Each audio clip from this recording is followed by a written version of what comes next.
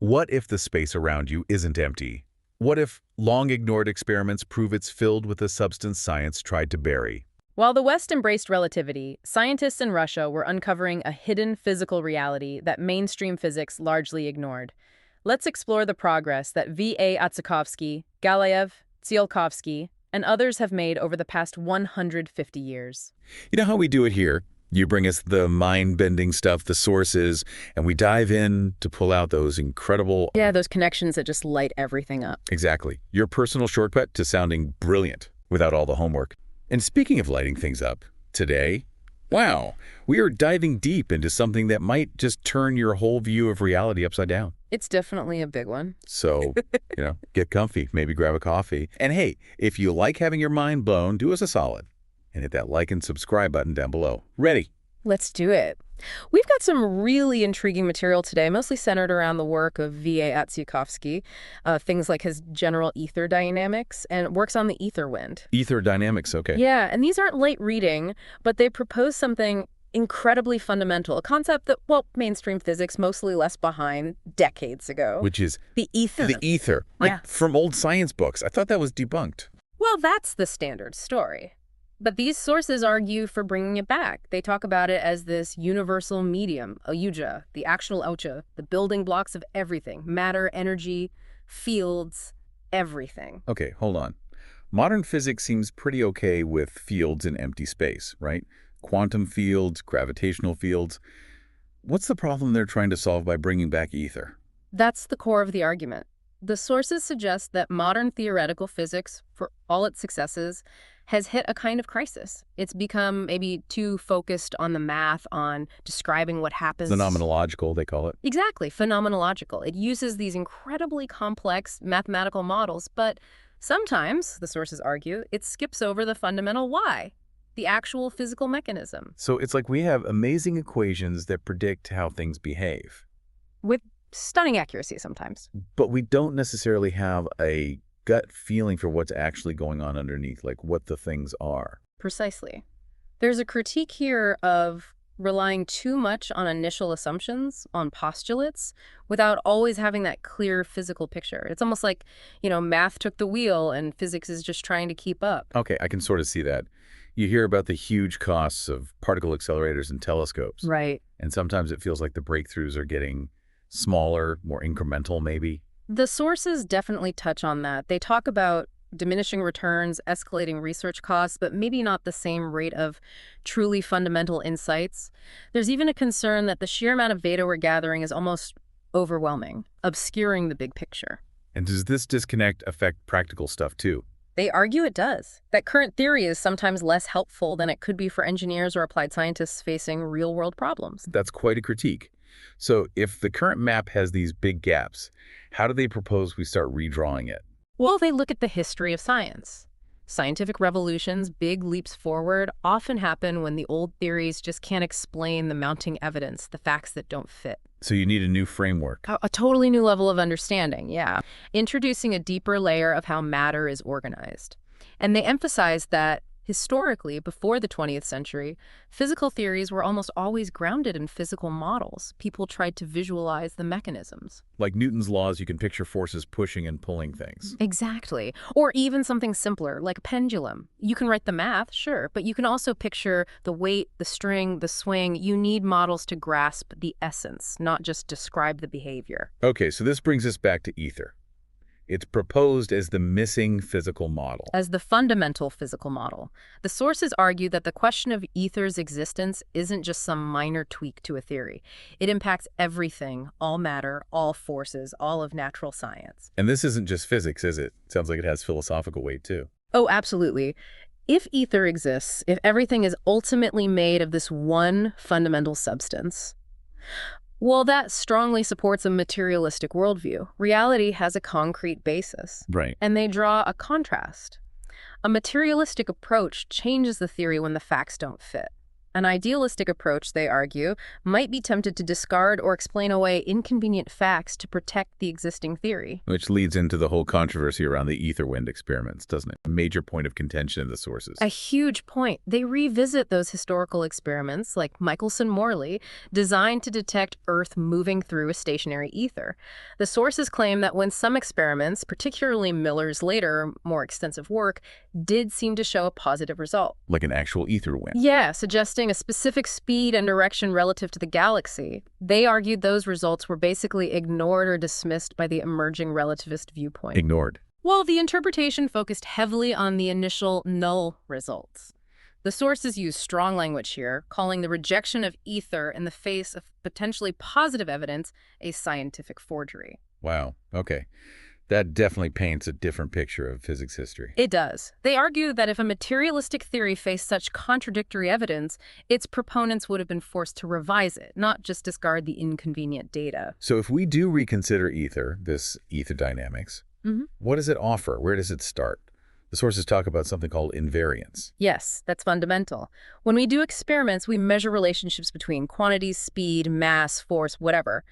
But how we interpret those relationships depends crucially on what we assume stays constant. The invariance. Exactly. The things we decide don't change your assumed invariance, and the whole interpretation of the experiment can shift. They had that example of a particle approaching light speed, right? Yeah, perfect example. Imagine pushing something faster and faster. If you assume its mass is invariant, constant, you'll conclude that the force needed increases dramatically near light speed. Makes sense. But what if you assumed something else was invariant? Like maybe the force you can apply has a limit, or the particle's charge is the fundamental constant. Then, to make the observations fit, you might conclude that the mass is changing, or that other properties are changing in complex ways. So the choice of what's truly fundamental, what's invariant, shapes the entire theory. Completely. And this ether perspective argues we need to find invariants that are truly universal, present at all levels, relevant to all phenomena. They question if something like electric charge is fundamental enough. Why not? It seems pretty important. It is, definitely, at the micro level. But think bigger molecules, stars, galaxies. Gravity works on things whether they're charged or not. Even some fundamental particles are neutral. So maybe charge isn't the ultimate bedrock invariant. Okay, interesting point. The bedrock should be something everything interacts with. This ties into another big debate the sources tackle: determinism versus randomness, quantum mechanics territory. Right. Ether dynamics offers a different perspective here, too. The standard interpretation of quantum mechanics includes inherent randomness. But some physicists, like David Bohm mentioned in the sources, felt that this apparent randomness might just be due to factors we can't measure or control. Tiny, hidden variables. Wait, we just don't see the whole picture. That's part of it. But there's also an objective aspect. Think about thresholds. You need enough tiny changes at the micro level to cause a noticeable effect at the macro level. Like static friction. You push, nothing happens, push harder, nothing. Then suddenly it slips. Exactly. That slip isn't random. It just required overcoming a deterministic threshold. Or think about fluid flow smooth, laminar flow suddenly becoming turbulent vortices when it hits a critical speed. The Reynolds number. It looks chaotic, but it's driven by underlying physics. So apparent randomness might just be complex determinism we don't fully grasp yet. That's the argument. That if we understood the ether dynamics, the randomness might disappear. Okay, if this ether is real, it must have properties. Energy, pressure. The numbers mentioned for ether pressure are astronomical. They are staggering. The sources calculate an ether pressure, P sub E, around 1.3 times 10 to the power of 36 newtons per square meter. Which means what in plain English? Physically, it's described as the force from energy transfer by the fundamental ether particles, the amers, moving around. And like a gas, the energy density of the ether is equal to its pressure. And the energy amount? Get ready for this. 1 cubic centimeter of free ether, they calculate, holds the energy equivalent of roughly 200 trillion megaton hydrogen bombs. Excuse me, did you say trillion? Trillion, with a T. And a cubic meter is 1,000,000 times more. Okay, my brain is officially scrambled. How is the universe not just constantly exploding if that much energy is just sitting there? That's where the structure comes in. This immense energy isn't just chaotic, it's organized. And the key organizing principle in this model is vortices. Whirlpools in the ether. Exactly. Tiny, stable, swirling patterns of this incredibly energetic ether. The sources reference classical fluid dynamics, Greenhill, Reynolds, Helmholtz, describing how vortices form and behave. But with a twist, right? Yeah. Didn't they mention ideal vortices have problems, like infinite energy? They did. Simple models break down. Real ether vortices they propose behave differently. Crucially, they tend to spontaneously contract, spinning faster as they get smaller, like a figure skater pulling their arms in. Or like a tornado narrowing. Perfect analogy. Yeah. And they propose that certain shapes are more stable than others. Simple filaments aren't stable, but rings like smoke rings are. And the most stable, a helical toroidal vortex. Like a smoke ring that's also twisted like a spread. You got it. That structure maximizes internal velocity and minimizes friction with the surrounding ether. These complex shapes might form from the twisting and bending of simpler vortex filaments. Okay, so if fundamental particles are these tiny, stable ether vortices, how do they interact? How do we get forces? The main interaction happens when they form. A vortex spins up, compresses the ether around it, and creates gradients, differences in flow, temperature, and pressure in the surrounding ether. Like ripples in the pond. Sort of, but more like pressure zones. Mm-hmm. If another vortex enters one of these gradient fields, it feels a force. And the argument is that all matter, from particles to planets, is made of aggregates of these vortices. So forces arise from pressure differences in the ether caused by these spinning vortices. That's the core idea. There's a formula. Force equals volume times the pressure gradient. And they link the pressure gradient to temperature gradients. So understanding forces boils down to understanding how the ether's temperature changes around these vortices. It's all about the ether's local conditions. How did these vortices get started? From sheer difference in ether flow speed over a short distance. And they aren't static. They can split, merge, or condense into smaller, denser vortices. When they condense, they spin faster but actually cool down locally, converting random thermal motion into organized rotation. This is wild. Okay, let's connect it to specifics. Protons and neutrons, the heart of atoms. How are they explained? This is central to the model. The proton is proposed to be one of those super stable helical toroidal vortices, that twisted donut shape. Made of ether. Made of ether, spinning incredibly fast. It has the main ring-like motion, but also the ether swirling within the ring helically. Calculating the exact speeds and conditions inside is admitted to be a huge future challenge. A spinning, twisting ether donut. Got it. What about the neutron? It's similar, but has no charge. The neutron is modeled as the exact same proton vortex. Okay. But surrounded by an incredibly thin boundary layer, maybe 0.1 femtometers thick. Tiny. Infinitesimally small. And this boundary layer is key. It lets the twisting toroidal ether motion pass through, but it almost completely blocks the main ring-like Hubo motion. And that toroidal motion is the electric charge. Exactly. The twisting toroidal motion manifests as the magnetic field, explaining magnetic moments. The ring-like Ujja motion manifests as the electric field. If that Ujja motion is trapped inside the boundary layer, the particle appears neutral. That's a neutron. So the only difference is this tiny filtering layer. That explains why they're so similar in mass and size. That's the proposal. It's a structural difference, not a fundamentally different particle. Mind blown again. Okay. What about the forces between protons and neutrons? The strong nuclear force. Two types of forces arise. First, from the twisting toroidal motion. These are extremely short range, dropping off incredibly fast. They create intense velocity gradients in the tiny gap between nucleons. The external ether pressure then squeezes the nucleons together in this low pressure zone. That's the strong force. Wow, so it's external pressure, not an intrinsic attraction. Essentially, yes, driven by the ether dynamics between them. The second force comes from the ring-like Asian. That's the longer-range electric force, repulsion between protons. This flow is less stable and relies on the proton's surface interaction with the ether. So charge isn't a thing a particle has, but a behavior of the ether flow around it. That's the interpretation. Charge is proportional to that social flow velocity and area. The direction of spin determines positive or negative, and the strong force is the ether squeezing them together because of the chaos between them. The sources also mentioned this could explain nuclear structure and even radioactive decay. They suggest it can, yes. The arrangements of these vortex nucleons could explain isotopes and stability. And for radioactive decay, they propose something quite radical, that half-lives might not be constant, that they could be influenced by external ether conditions. Wait, half-lives aren't fixed. They cite historical discrepancies in measurements and experiments suggesting decay rates can change, challenging the standard weak interaction theory. Okay, that is radical. Yeah. So just to recap the particle picture, proton is a helical toroidal vortex. Neutron is the same vortex with a boundary layer blocking the electric field part. Correct. And the speeds involved are insane. Ether speed on the proton surface calculated as faster than light by many orders of magnitude, 1.15 times 10 to the power of 21 meters per second.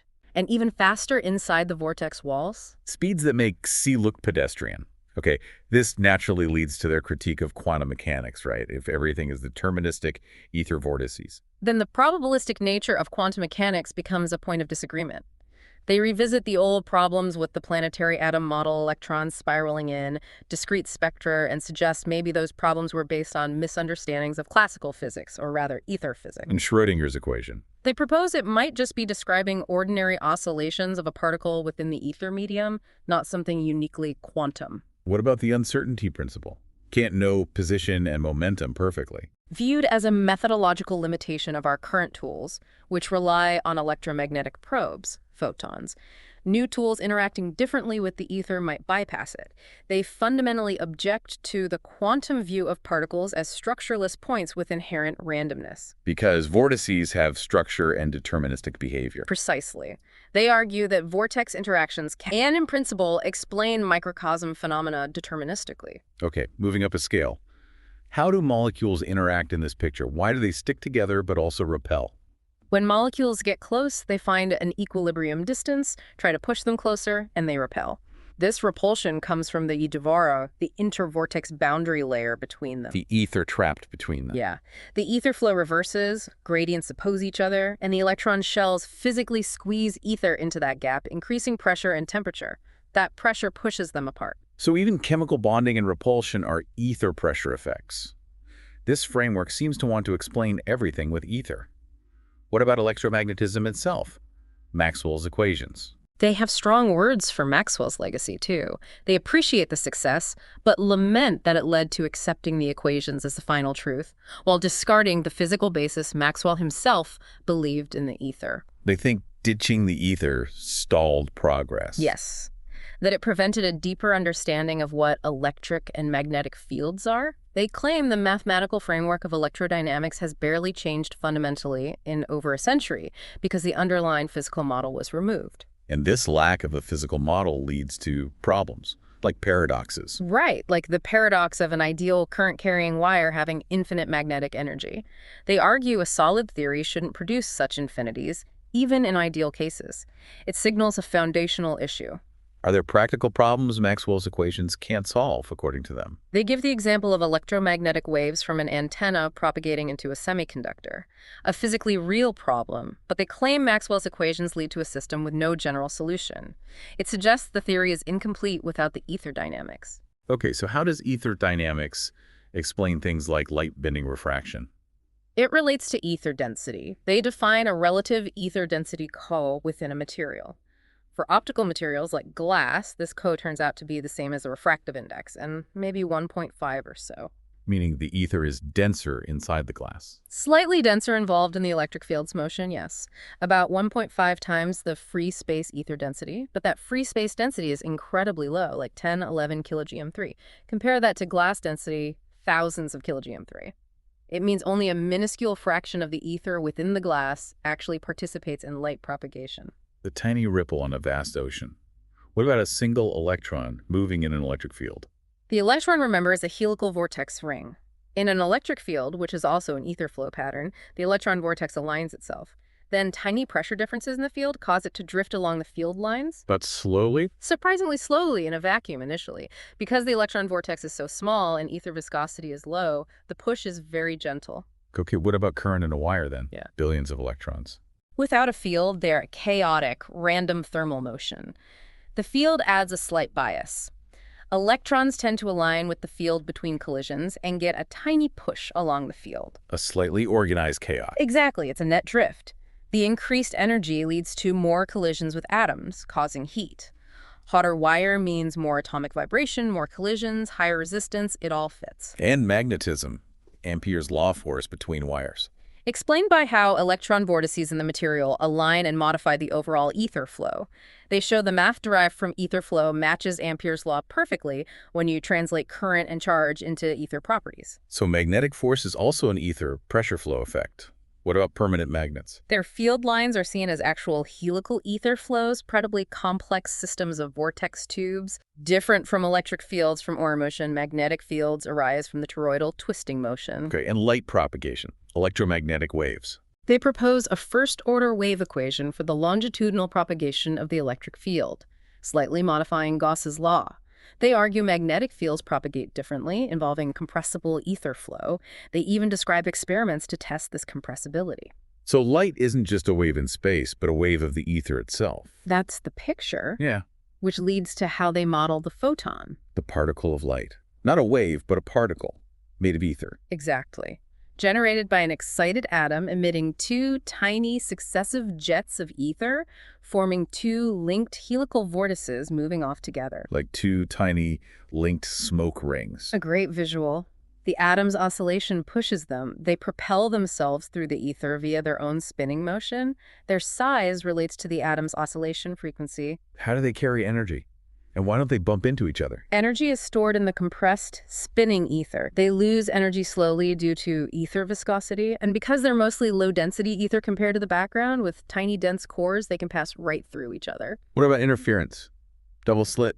They argue interference requires the emitting atoms to be synchronized, in phase, sahodi, something they claim standard wave theory struggles to explain physically.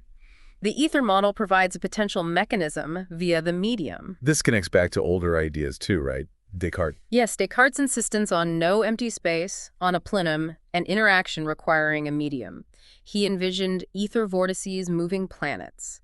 He intuitively grasped the need for a physical medium, rejecting action at a distance. And this applies to planets and comets today in this model. They suggest ether absorption explains planetary rotation and orbital momentum discrepancies more naturally than standard models.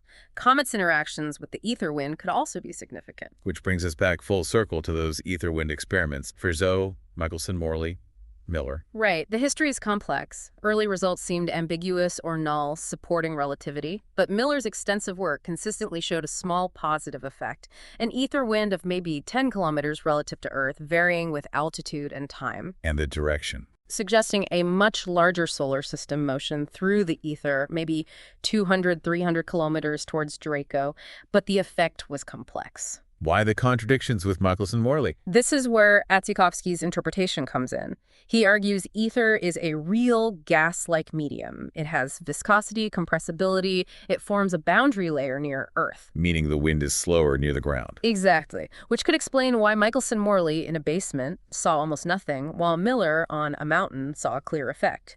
The speed increases with altitude. That actually makes sense of the different results. Were there other experimental errors pointed out? Yes. Conducting experiments shielded indoors, especially in metal enclosures, like Kennedy and Illingworth did, is criticized. Metal is seen as opaque to ether flow. It's like trying to measure wind speed inside a sealed tin can. Ah, okay, that's a good point. So you need to be out in the flow, or at least use non-shielding materials. That's the argument. They also propose a model for galactic ether flow, explaining observed phenomena like jets from galactic nuclei, and even potential effects on Earth's geology and climate due to ether pressure differences. Continental drift, weather patterns from ether wind. It's suggested as a contributing factor, yes. Differential pressure from the wind flowing past Earth. Okay, this has been a lot. An entirely different lens on physics, from the smallest particle to the whole cosmos, all based on this underlying ether. It's a radical departure, proposing a dynamic material substrate for all of reality, challenging many core tenets of modern physics. The ether wind story alone is a fascinating case study in scientific interpretation and controversy. It absolutely is. So the big takeaway, the provocative thought for you listening, what if it's real? What if space isn't empty, but filled with this incredibly energetic, dynamic substance? How would that change our understanding of, well, everything? What established physics might need rethinking? What new technologies might become possible? Huge questions. We really encourage you, if this sparked your curiosity, check out the sources, dig deeper. It's a fascinating rabbit hole.